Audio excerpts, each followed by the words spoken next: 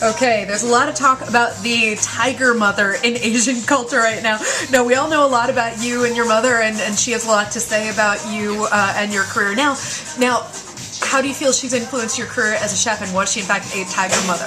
My mom's definitely a tiger mother. She definitely fits that prototype. I wrote a piece on my blog about my dad. My dad is a total opposite. Like, he loves America. He came here. He saw like the society was a lot different. He liked the liberal openness of it.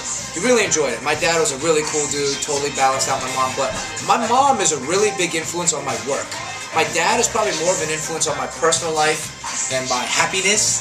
But my mom definitely influenced my work a lot. And with cooking, like, she always cooked with a giant pair of chopsticks, like 3 times in length. You go to the Chinese grocery store, you can get them. But we never used spatulas. She always had this big pair of chopsticks, and she just went like this. And I cook with chopsticks at home now too. At the restaurant, it always gets lost or something happens, so I don't bring them here. But yeah, she'd cook with chopsticks, and if I added a little too much water, a little too much soy, or I mixed ingredients before it was ready to mix, she would just hit me with the pair of chopsticks from like across the kitchen.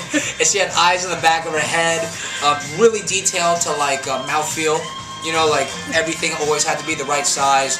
I remember she was always a stickler for moisture. You know, when we sauteed shrimp or sauteed scallops, it was always like nothing could go into the wok until it was totally dry. Couldn't touch cornstarch. We were sticklers about it with duck wings, chicken wings, things like that. What else was she a stickler about? Man, oh, when you make fried rice, my dad actually taught me this. Every ingredient in the fried rice, we saute by itself and set aside, so that the flavors from each ingredient like maintain their integrity, and that everything also cooks at a different time and a temperature, so that way like it gets that surface area on the heat that it deserves. The green onions get that heat in that amount of time. The sausage will get this amount of time. The eggs, we always wipe the wok totally clean so it wouldn't get dirty, and then like a really pretty yellow egg.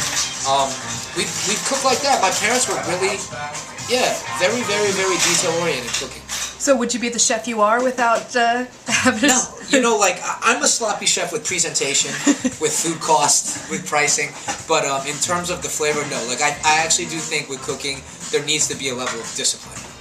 Cool. Yeah.